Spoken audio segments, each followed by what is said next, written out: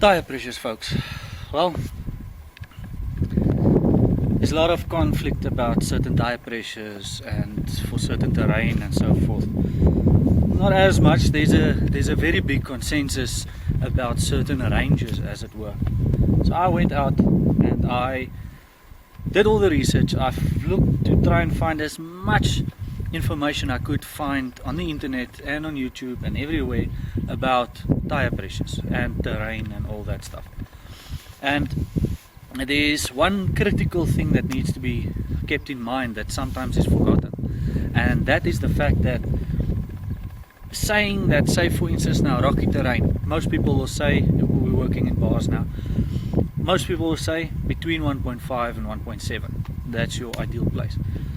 The problem is, what about the guy with a chimney whose maximum tire pressure is 1.7? So if he deflates now to 1.5, is he at the same place that you are with your 1.5 on your 17 inch? So that's where the conflict came from me. And not all tires are made the same, and not all manufacturers want you to inflate the maximum tire pressure or the running tire pressure at the same as the next vehicle. Although they're the same weight and everything, there's still some critical differences. So what I went and did is I took all that information I got. I found it in different formats, pounds per square inch, bar, you name it. I found it all, converted it all back to bar, and then what I did is, using a simple formula, I created percentages, right? Because if it's in a percentage, it's easier, because now it doesn't matter the size of the vehicle, doesn't matter the maximum tire pressure your vehicle uses or the manufacturer tire pressure that they recommend. Doesn't matter what that is, you use the manufacturer's tire pressure, the maximum tire pressure, as your maximum, and then from there, whatever percentage you need to be at for whatever terrain you need to be at, then you just deflate to that percentage using a formula, and I'm going to show you how that formula works. One or two things to also keep in mind using that: cold pressures. I'm not talking about inflating your tire after you've driven 100 kilometers or 200 kilometers, inflating your tire to manufacturer specs. I'm talking about cold pressure. I'm talking about your vehicle has slept overnight, the next morning you arrive at the vehicle and you check your tire pressures, and that cold pressure is what your tire pressure should be at, and that's what is recommended on the tire as well. There might be with different tires, different types of tires or different specs have that you inflated at different times, but generally the consensus is cold tire pressure, that's the one you work with. A few more things: loaded or unloaded also plays a factor in this. It's not as simple. You just a loaded vehicle is going to behave much differently than a vehicle that is not loaded, so your tire pressures need to be adapted for that as well. So the terrain and speed you're going to be traversing is also important.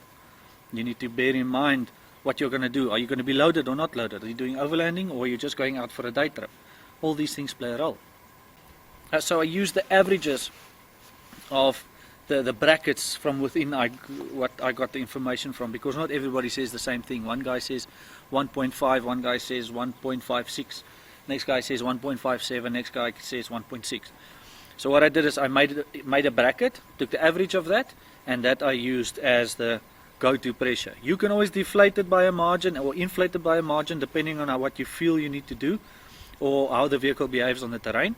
But that bracket, that average percentage, I gave to you. There's also parts where there's a larger bracket, so I'll give you a percentage between 70% and 80%, and you inflate or deflate according to, once again, the terrain that you are traversing. So the absurd pressures that I got, I ignored. I mean, one guy says, yeah, you must inflate it to 4 bar to travel on gravel road.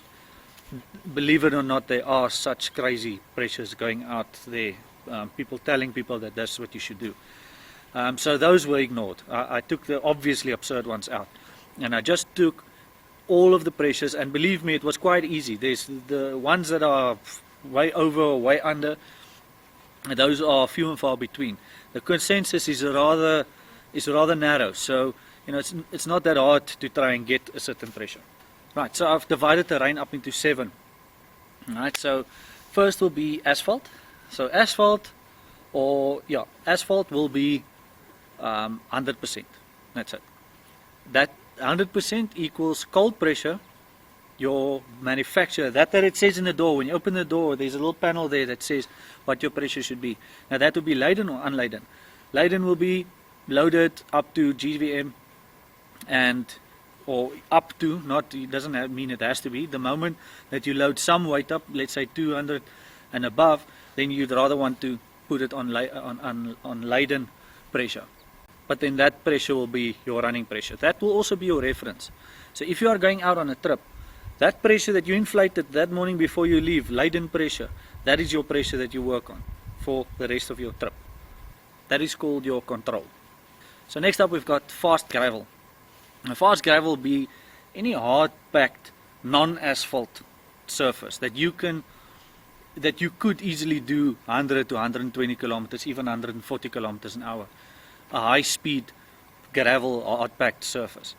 Now, I'm not condoning or saying that you should do that speed on any gravel or surface that is not asphalt. Doing that above 80 kilometers an hour, you're putting your life in your hands. Something goes wrong, that car swerves left and right, you're lost. Even driving in 4x4, there's been accidents on gravel roads. Guys have their vehicles in 4x4 and they still have crashed because they can't control the vehicle because they're used to driving unladen. And normally if they're going on a trip or a route, then the vehicle is loaded. And that the behavior of the vehicle changes completely. And that's what catches some people. And the moment you have to swerve for something that's in the road, you try to recover, doesn't always go well, and then you sit with an issue. So 80 kilometers an hour, doesn't matter how nice the surface is. Don't be tempted to go faster.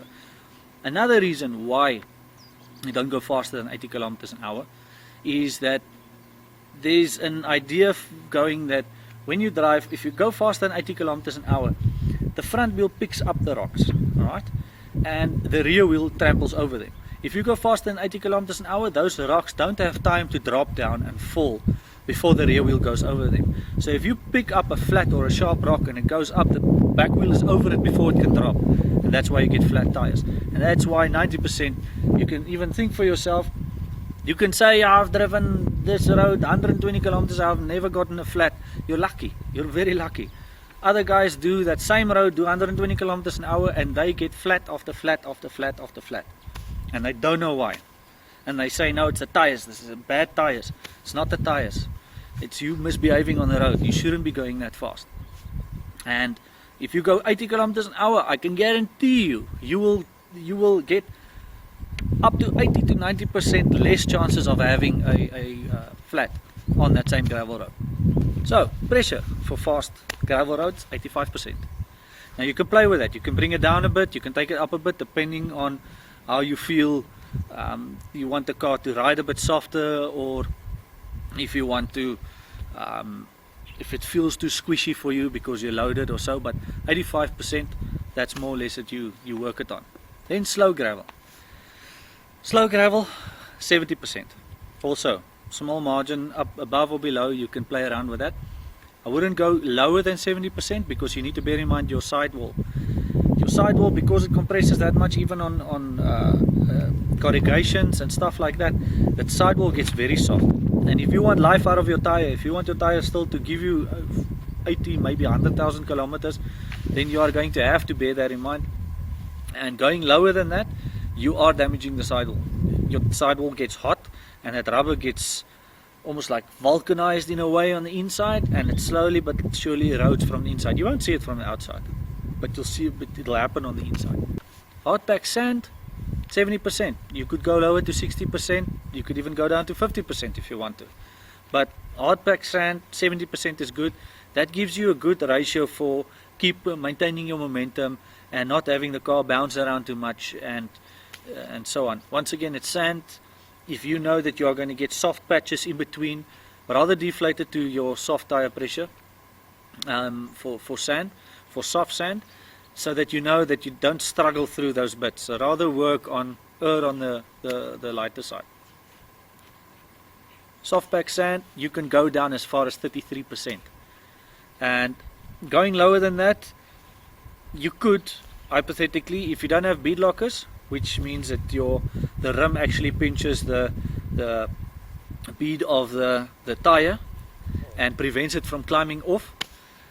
If you don't have those, going lower than 33%, you're taking a chance. If you're going to have to swerve out the way for something, or you're going to make some sharp turns, you could have the sand climbing in between the rim and the tire, and then having the tire jump off.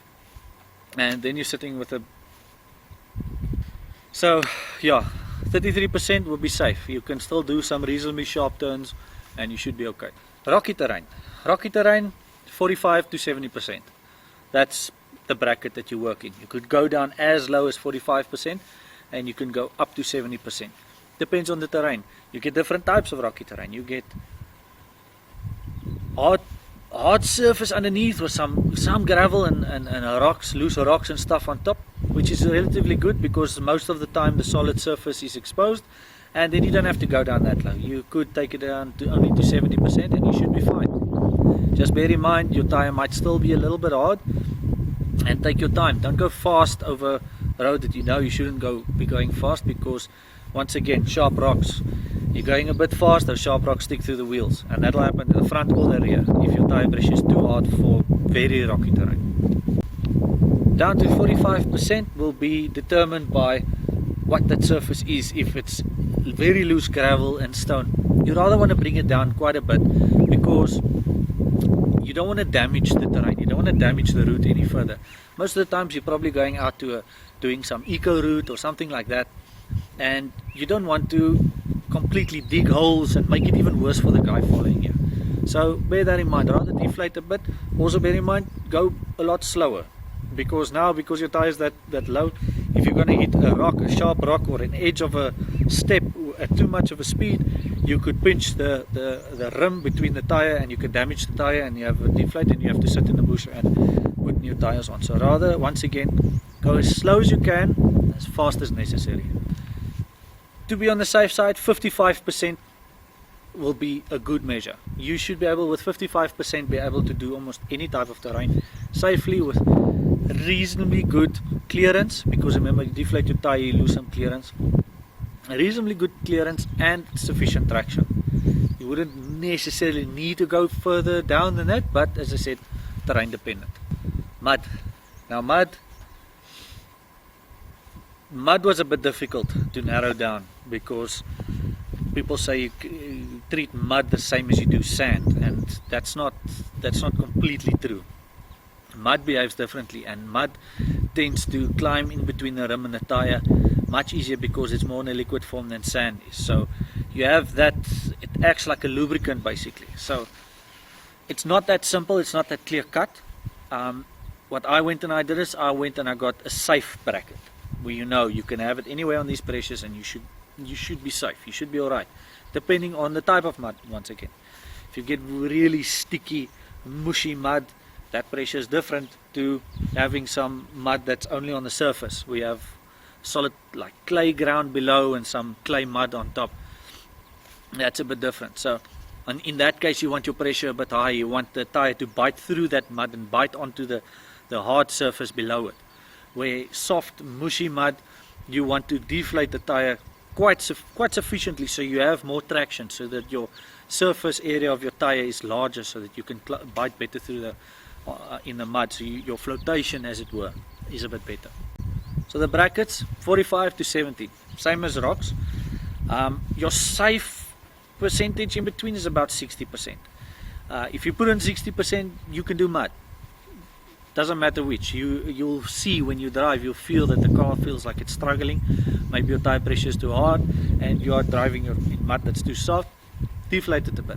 Play with those brackets, but in between that bracket, you should be fine. 45 and 70%. Right, so if you want to calculate your percentage or your tire pressure, it's simple. You take the manufacturer's tire pressure, that cold pressure that you had. Say you had an unladen vehicle or a laden vehicle.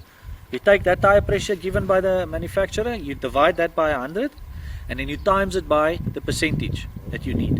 Alright, so say like on Navaras and Pathfinders, their pressures is 2.4, divided by 100 gives you 0.024, times that by the percentage, let's say 50%, that's 1.2 bar. So simple as that. Other thing you could do is make yourself a little placard. Put these pressures up. I'll link in a photo or something. you put the pressures up, you laminate it, and you stick it somewhere in your car. Then you don't even have to think about it. You drive, you say, okay, right, I'm going to mud this morning. What's my mud pressure? You check my pressure, deflate the tires, and there you go. Running pressure again, laden, unladen. You put all that information on a small little laminated placard just in your window or your somewhere in your vehicle under the visor or something, and you should be fine.